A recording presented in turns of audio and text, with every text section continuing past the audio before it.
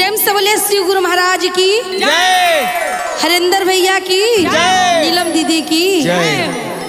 तो कहना है, क्या कहना है? गाँव में नाई खे हो हमारा गाँव में नाई खे, गाँव में नाई खे हो हमारा गाँव में नाई खे, गहुरा चल गइलू नाई हरवा हमारा गाँव में नाई खे, गहुरा चल गइलू नाई हरवा हमारा गाँव में नाई खे, गौरा चल गइलू नाई हरवा हमरा गाँव नाई के। गाँव में नाई खे हो गौरा गाँव में नाई खे, गाँव में नाई खे हो गौरा गाँव में नाई खे, गहुरा चल गइलू नाई हरवा हमरा गाँव में नाई खे, गहुरा चल गइलू नाई हरवा हमरा गाँव में नाई खे। कहे के बा गौरा के नाई हर में महालया तारी, महालया टारी हो महालया टारी, गौरा के नाई हर में महालया तारी, महालया टारी हो महालया टारी। टूटा ही झोपड़िया हमरो, टूटा ही झोपड़िया हमरो काम नाई खे, गौरा चल गइलू नाई हरवा हमरा गाँव में नाई खे, गौरा चल गइलू नाई हरवा हमरा गाँव नाई के। गौरा चल गइलू नाई हरवा हमरा गाँव में नाई खे। चल गइलू नई हरवा हमर गाँव नाई के।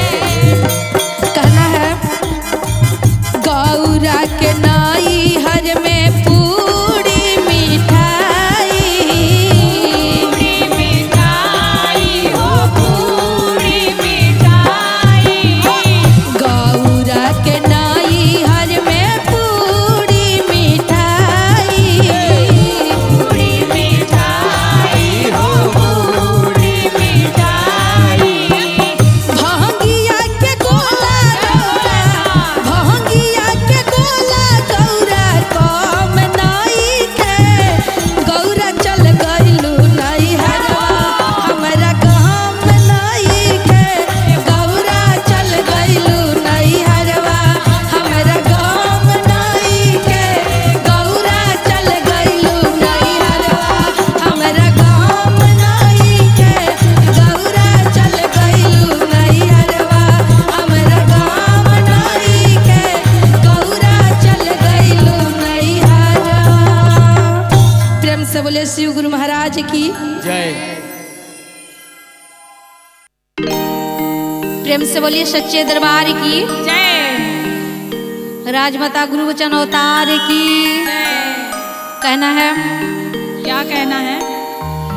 एगो भक्त चल के आवत रे बाबा के दरबार में, कहते रे कि हे बाबा दुनिया में सब कुछ देनी सब कुछ कहनी, हम आपके दीद के प्यासा हो गइल बानी, दुनिया के जो कुछ भी देवे के बाद ही ओकरा से जो कुछ बचे वो हमारा झोली में डाल दी। कैसे कहते रे, अरे कृपा बनवले रही हा ए बाबा हमनी पा,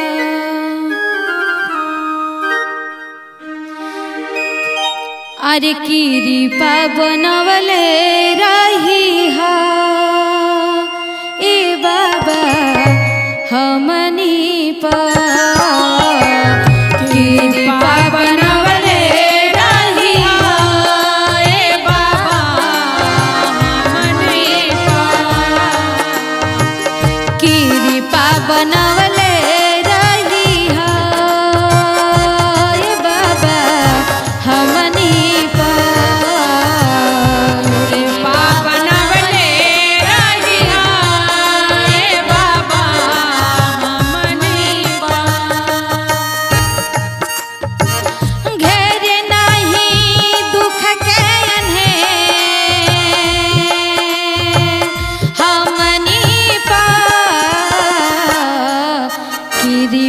बनवले रही हा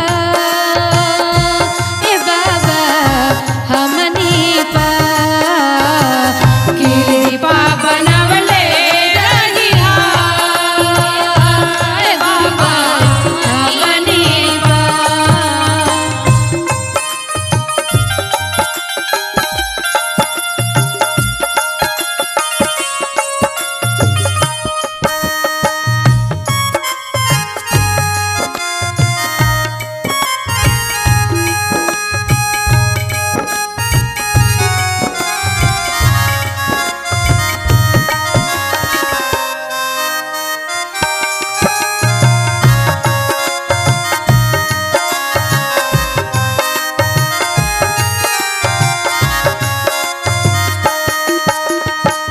घेर नहीं दुख के अन्हेर हमनी पा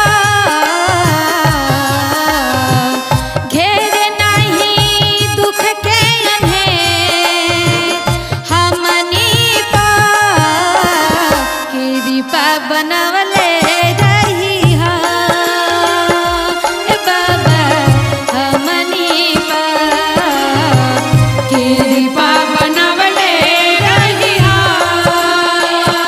ए बाबा हमनी पा कृपा बनवले रही हा ए बाबा हमनी पा कृपा बनवले रहिया ए बाबा हमनी पा घेर नहीं दुख के अन्हेर घेर नहीं दुख के अन्हेर हमनी पा कृपा बनवले रही हा ए बाबा हमनी पा कृपा बनवले रही हा ए बाबा हमनी पा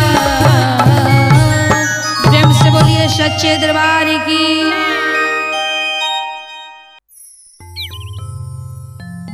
प्रेम से बोलिए सच्चे दरबार की जय हो। भोलेनाथ कविता दीदी, हाँ शिष्य बने हैं, घर में मन नहीं लग रहा है, नहीं लगेगा क्योंकि शिष्य और गुरु संग स्नेह जो लगता है तो कहीं भर शिव चर्चा होते हैं तो घर में मन नहीं लगेंगे, हाँ मन एकदम से बेचैन हो जाते हैं जब कभी सही हम बात। चर्चा स्थान पर पहुंच जाए 5 मिनट के लिए। सही बात है। इसी के माध्यम से मैं मुनि देवी एक अपने गुरु के भजन लेकर आए हैं, कृपया साथ देने का प्रयास कीजिएगा। प्रेम से बोलिए सच्चे दरबार की जय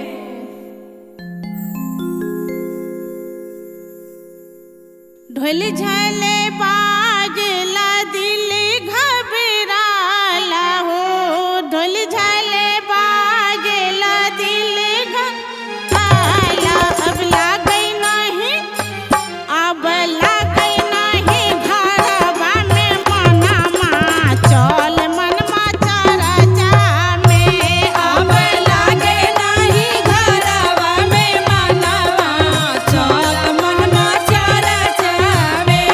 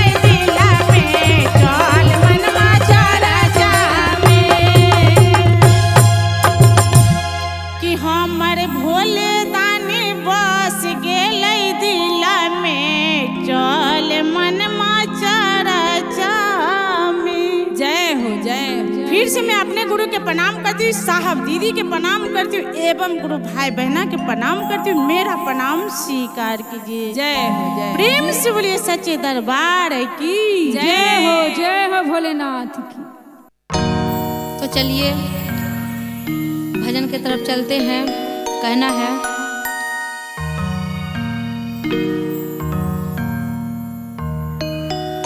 अरे आवे के परी बाबा,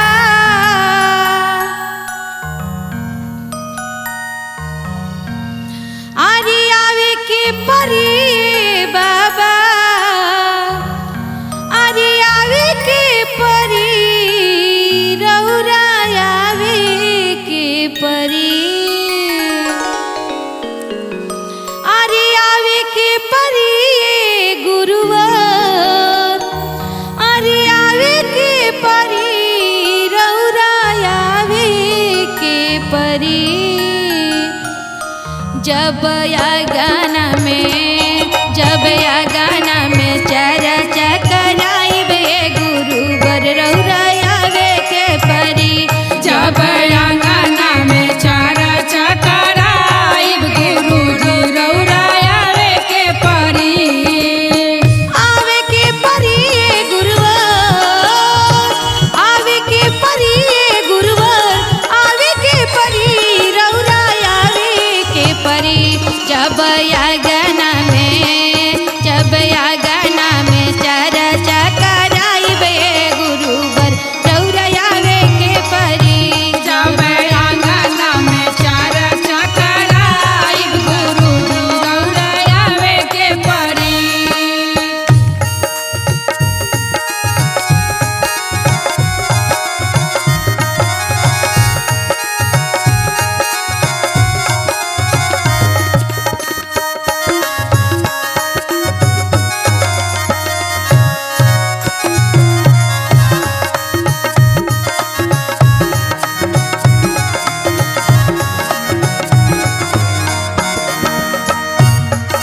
कहना है बीच अगनैया बाबा धैल बनी जलसा, धैले बानी जलसा। बीच अगनैया बाबा धैल बनी जलसा। बीच अंगनैया बाबा धैले बानी जलसा। पूरा परिवार मन में लवल बललसा। पूरा परिवार मन में लगे बावे लालसा। बीच अगनैया बाबा धैले बनी जलसा। पूरा परिवार मन में लवल बललसा। ओही लालसा के हो, ओही लालसा के आई के पूरा जैती है बाबा धैले बनी भोगवा लगा जैती है बाबा। बाबा धैले बानी भोगवा लगा जैती।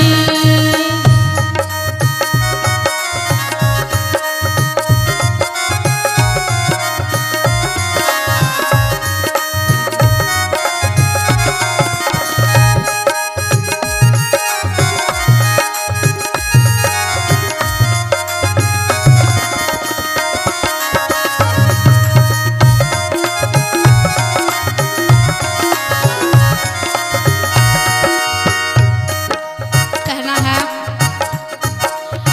3 दिन से भूखल बानी बाबा यही आस में। दिन से भूखल बाड़ी बाबा यही आस में। खास करके ज्यादा शिवरात्रि में 3 दिन का हमारा व्रत होता है, ये सबको पता होगा। हाँ 3 दिन का हमारा व्रत होता है। हाँ। तो भक्त कहता है क्या कहता है? 3 दिन से भूखल बानी बाबा यही आस में। 3 दिन से भूखल बाड़ी बाबा यही आस में। जालसा रखवले बानी मंदिरे के पास में। जलसा लगौले बाड़े मंदिर के पास में। 3 दिन से भूखल बानी बाबा यही आस में। जलसा रखवले बानी मंदिरे के पास में। ओही जलसा हो, ओही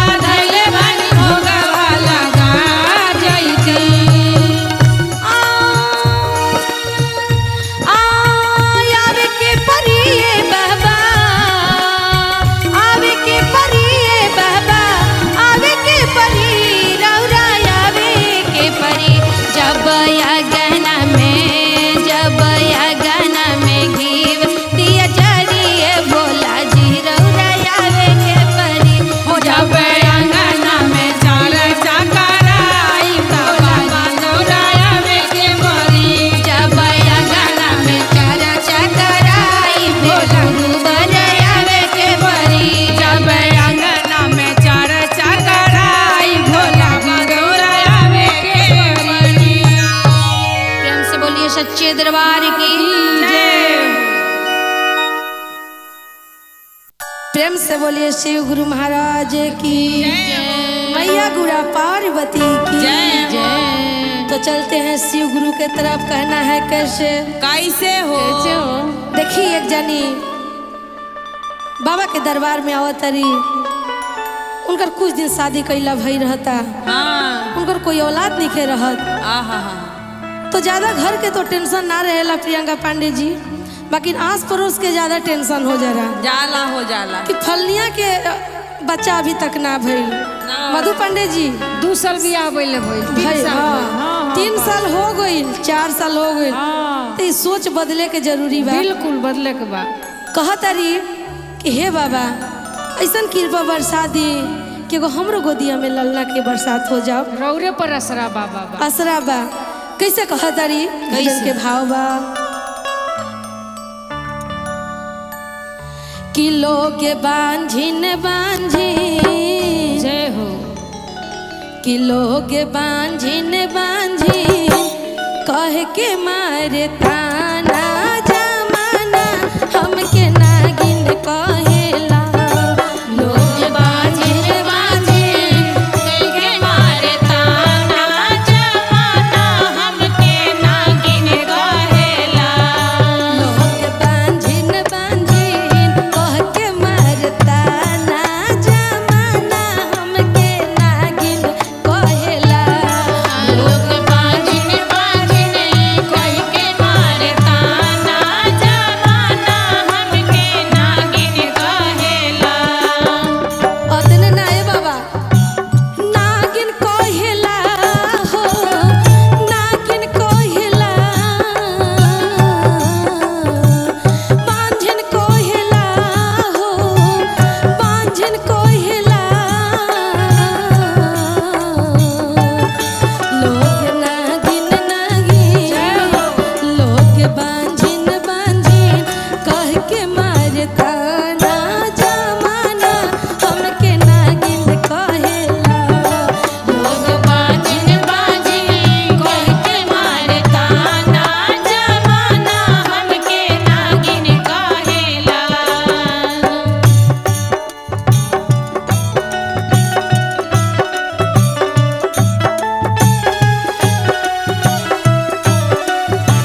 कहतारी कैसे कैसे उजरल घर बाबा हमके रोआ दिहनी। कौन कसूर हम कइनी हमके मुआ दिहनी।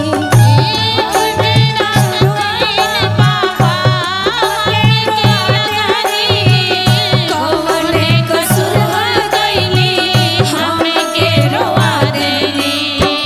उजरल घर बाबा सबके बसा दिहनी। कौन कसूर हम कइनी हमके रोआ दिहनी। उजरल घर बाबा सबके बसा देली। कौन कसूर कइली हमके रोआ देली। हे बाबा थोड़ा सा दया बरसा देती। कैसे कहे के बा काहे सपना के काहे सपना के बुझिया न जाना जमाना हमके नागिन कहेला। काहे सपना के बुझिया न जाना जमाना हमके नागिन कहेला। नागिन कहेला हो, नागिन कहेला।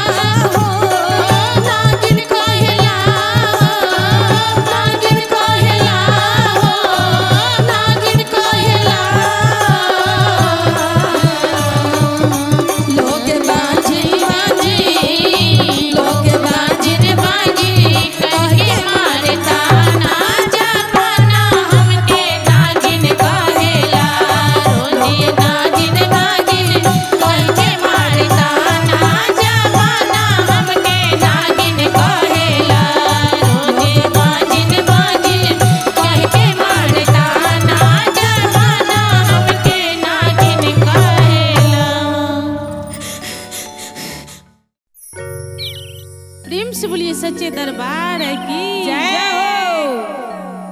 मैं अपने गुरु के प्रणाम करती हूँ, साहब दीदी के प्रणाम करती हूँ एवं गुरु भाई बहना के प्रणाम करती हूँ। मेरा प्रणाम स्वीकार कीजिए। कविता दीदी, हाँ, कंगन तो बांध लिए हैं हमारे सब गुरु बहना और गुरु भैया, लेकिन ये कंगन का क्या महत्व है, ये कंगन में क्या पावर है, बहुत जो पावर इसको गुरु से प्रेम होते हैं वही जानते हैं जो इस कंगन के पावर क्या है। क्या है सब? इसी के माध्यम से एक में अपने गुरु के लिए प्यारा सा भजन लेकर आए हैं। गुरु भाई बहना से प्रयास करती हूँ, कृपया साथ देने का प्रयास कीजिए। जय हो, जय हो। से बोलिए सच्चे दरबार की जय।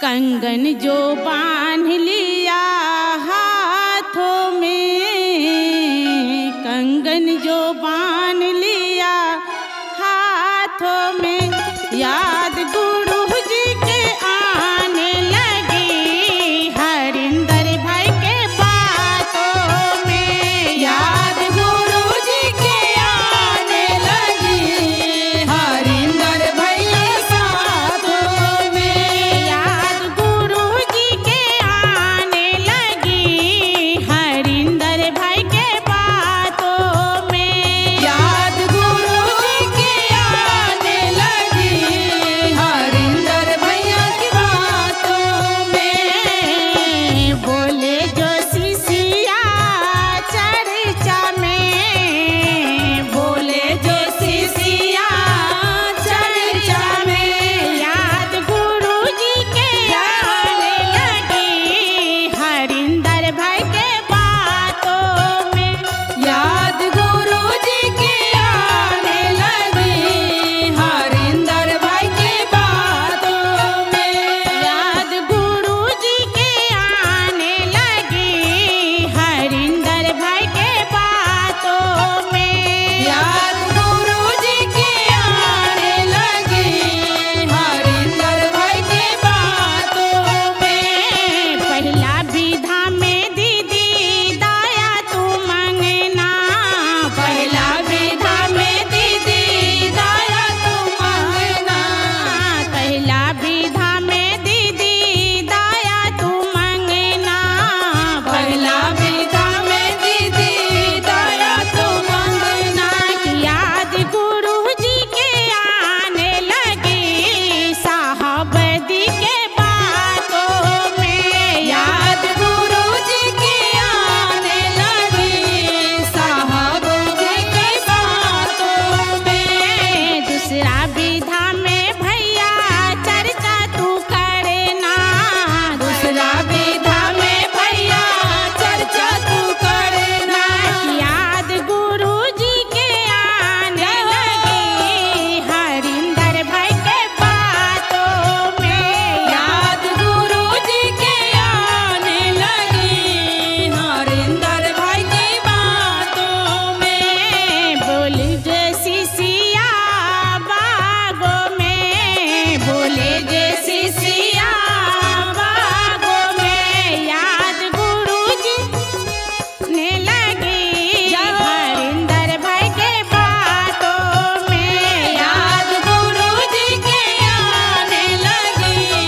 हरिंदर भाई की बातों में, तीसरा विधा में दीदी नौ मन तू करना, तीसरा विधा में दीदी नौ मन तू करना, कि याद गुरु जी के आने लगी हरिंदर भाई के बातों में, याद गुरु जी के आने लगी हरिंदर भाई के बातों में, याद गुरु जी के आने लगी हरिंदर भाई के बातों में। फिर से मैं अपने गुरु के प्रणाम करती हूँ, साहब दीदी के प्रणाम करती हूँ एवं गुरु भाई बहना के प्रणाम करती हूँ। मेरा प्रणाम स्वीकार कीजिए। जय हो।